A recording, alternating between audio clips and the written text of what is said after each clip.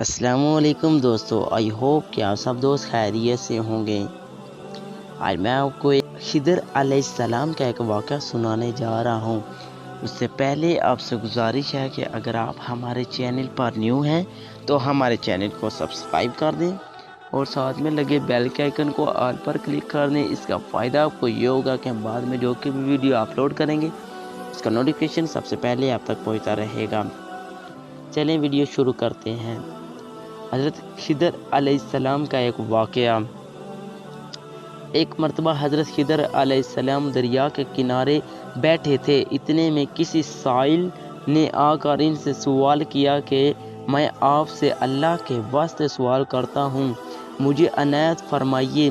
یہ سن کر حضرت خضر علیہ السلام پر بے ہوشی طاری ہو گئی۔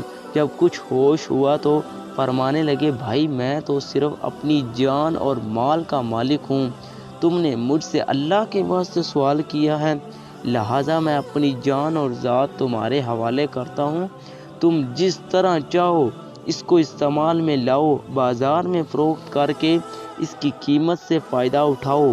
چنانچہ سائل ان کو بازار لے گیا اور ایک شخص ساہمہ بن رقم کے ہاتھ ان کو فروخت کر دیا۔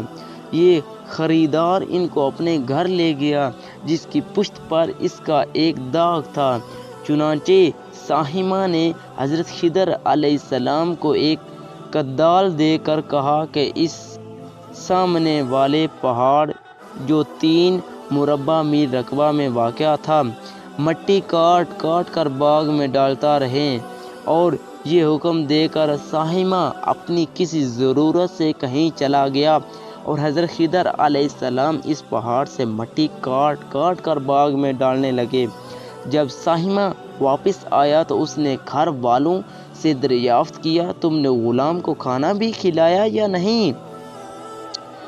گھر والوں نے جواب دیا کہ ہمیں معلوم نہیں غلام کہاں ہے۔ یہ سن کر جب ساہمہ خود کھانا لے کر باغ میں آیا تو اس نے دیکھا کہ وہ غلام یعنی حضرت خضر علیہ السلام تمام پہاڑ کی مٹی کاٹ کر ڈال چکے تھے اور اپنے کام سے فارغ ہو کر اپنے مولا حقیقی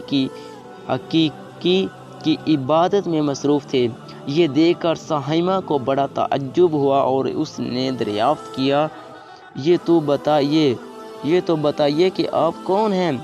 یہ بات سن کر حضرت خضر علیہ السلام پر کچھ بے ہوشی سی طاری ہو گئی اور پھر آفاقہ ہونے پر انہوں نے فرمایا کہ بھائی میں خضر ہوں۔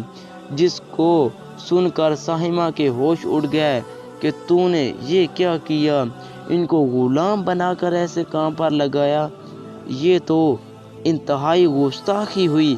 پھر ہوش آنے پر ساہمہ نے توبہ کی اور پروردگار سے عذر خواہی کے ساتھ حضرت خضر علیہ السلام کو آزاد کر دیا اور جناب باری میں عرض کیا کہ اللہ عالمین مجھ سے اس کا مواخذہ نہ فرمائیے کیونکہ میں ان کو جانتا نہیں تھا۔ اس کے بعد حضرت خضر علیہ السلام نے دعا فرمائی اور سجدہ شکر بجا لائے کہ اے میرے پروردگار، میں تیرے ہی حق میں غلام بنا اور تیرے ہی حق میں آزاد ہوا، اس پر تیرا شکر گزار ہوں۔ اور بعد ازاں واپسی کی اجازت لے کر جب دریا پر واپس آئے تو دیکھا ایک شخص کھڑا دعا مانگ رہا ہے کہ اے میرے رب، حضرت خضر علیہ السلام کو غلامی سے رہائی عطا فرما دے اور ان کی توبہ کو قبول فرما لے۔ حضرت خضر علیہ السلام نے یہ دیکھ کر اس شخص سے دریافت کیا کہ آخر تو کون ہے؟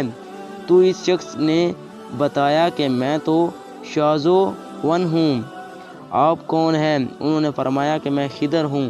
اس کے بعد شازون نے کہا، اے خضر، تم نے اپنے لیے رہنے کا مکان بنا کر دنیا طلب کی ہے، کیونکہ حضرت خضر علیہ السلام کا دریا کے کنارے پر ایک عبادت خانہ تھا۔ پس یہ سن کر وہ فوراً میدان میں نکل آئے اور وہیں اللہ کی عبادت میں مصروف ہو گئے۔ اس کے بعد حضرت خضر علیہ السلام نے اسی جگہ ایک درخت لگایا اور اس کے سائے میں عبادت شروع کی تو آواز آئی، اے خضر، جب تم نے درخت کے سایہ میں سجدہ کیا تو تم نے دنیا کو آخرت پر ترجیح دی، مجھے اپنی عزت اور جلال کی قسم ہے، مجھے دنیا کی محبت میں رضامندی نہیں ہے۔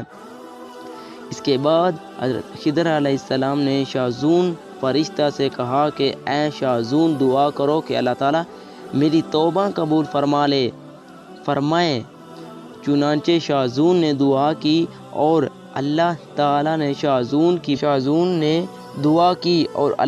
نے شاذون کی برکت سے حضرت خضر علیہ السلام کی توبہ قبول فرما لی۔